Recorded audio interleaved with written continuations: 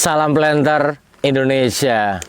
Kali ini kita berada di ancak panen di tanaman rendah yang usia masih muda, jadi TM2 menjelang TM3. Ada satu hal yang harus kita pelajari pada titik TPH ini.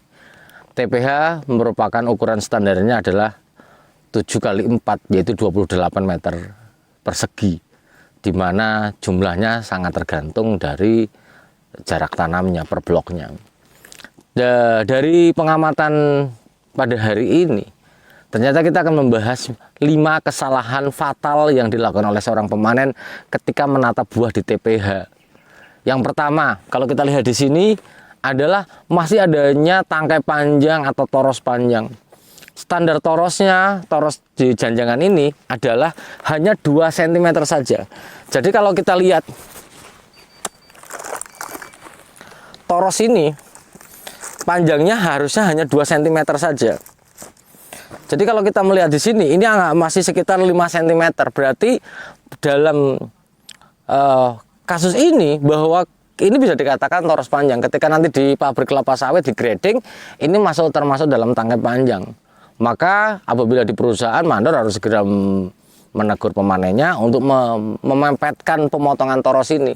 Karena toros ini apabila tidak dipotong akan berefek buruk bagi ekstraksi minyak. Karena dia berjaringan gabus, maka dia terjadi penyerapan minyak. Dan yang jelas bahwa walaupun dia 5 cm terjadi ada selisih, maka nanti berat janjang rata-ratanya tidak sama, akan berpengaruh pada berat janjang rata-ratanya. Kemudian yang kedua, di dalam TPH ini yang salah fatal adalah penyusunannya. Penyusunan buah standar adalah 5 ke belakang baru ke samping. Artinya 1, 2, 3, 4, 5 baru nanti ke samping berusukan 5. Namun dalam kondisi urgent, dalam banjir buah yang pada musim sekarang ini dengan TPH 1 TPH bisa 150 sampai 180 janjang, maka dengan cara tersebut sangat tidak mungkin. Maka dibuatlah per barisnya adalah mundur ke belakangnya adalah 10 janjangan. Hal ini adalah untuk memudahkan penghitungan saat kerani atau pencatat panen ini datang ke sini menghitungnya, lebih mudah menghitungnya. Namun kesalahan di sini adalah tidak lurus dan terjadi berantakan dalam penataannya. Kesalahan dalam penataan ini akan membuat ketidakbenaran dalam penginputan data. Maka kesalahan penginputan data akan sangat mudah terjadi. Itu adalah kesalahan yang kedua. Kesalahan yang ketiga adalah bahwa adanya brondolan yang tidak ditata. Secara standar bahwa brondolan itu harusnya dialokasikan khusus, ditata di tempat khusus di samping tata penataan janjangan. Namun bahwa brondolan masih berserak adalah suatu hal yang salah dan segera harus diperbaiki sistemnya supaya, karena brondolan berserak dengan TPH yang bersih pun apakah benar? Tetap salah. Karena apa? Di dalam pengangkutan brondolan ke atas dump truck yang sering terjadi adalah tetap digaruk, maka total sampah yang diangkut ke pabrik juga akan semakin banyak. Yang keempat adalah bahwa di sini bisa kita lihat sering terjadinya kesalahan dalam penghitungan. Kalau kita melihat ini adalah buah overripe atau buah busuk atau buah empty, di mana jumlah brondolan yang tertinggal di dalam janjangan ini nggak sampai 25%. Yang terjadi adalah bahwa harusnya buah ini tidak masuk ke dalam hitungan di TPH. Harusnya adalah tetap diketek, begitu saja diketek supaya tidak akan mempengaruhi berat janjang rata-ratanya. Karena bahwa buah yang busuk ini merupakan buah tertinggal yang bagian dari sebuah kesalahan pengamatan pemanen itu sendiri. Kemudian yang kelima adalah bahwa kesalahan yang sering terjadi di sini adalah bahwa ditinggal begitu saja.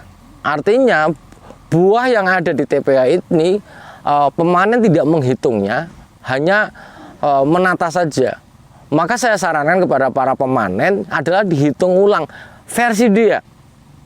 Jangan sampai terjadi dusta di antara kita di dalam penghitungan janjang ini. Penghitungan janjang yang tidak sesuai oleh pemanen dan oleh kerani akan menimbulkan suatu hal yang tidak enak ke depannya. Sehingga yang harus dilakukan oleh kita sendiri adalah bahwa biasakan para pemanen itu adalah menghitung janjang di TPH hasil jerih payah mereka panen, yang nanti akan disinkronisasi dengan menggunakan janjang yang ditulis oleh Krani di dalam penghitungannya. Sehingga penghitungan janjangan ini tidak ada dusta di antara pemanen dan Krani itu sendiri. Kesalahan dalam penghitungan akan berakibat pada kesalahan pembayaran. Kesalahan pembayaran maka akan menimbulkan hal yang tidak enak di dalam sistem kerja itu sendiri. Maka biasakannya adalah saling meng-cross check. Jangan seorang Krani bertanya saja kepada pemanennya dan pemanennya hanya bertanya saja sama Kraninya.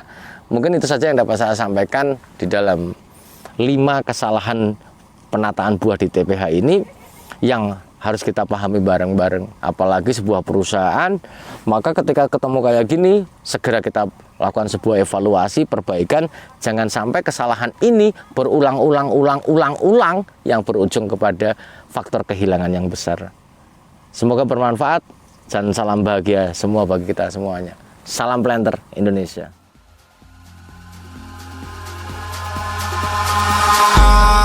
Eyes in the sky, gazing far into the night. I raise my hand to the fire, but it's no use, 'cause you can't stop it from shining through. It's true, baby, let the light shine through.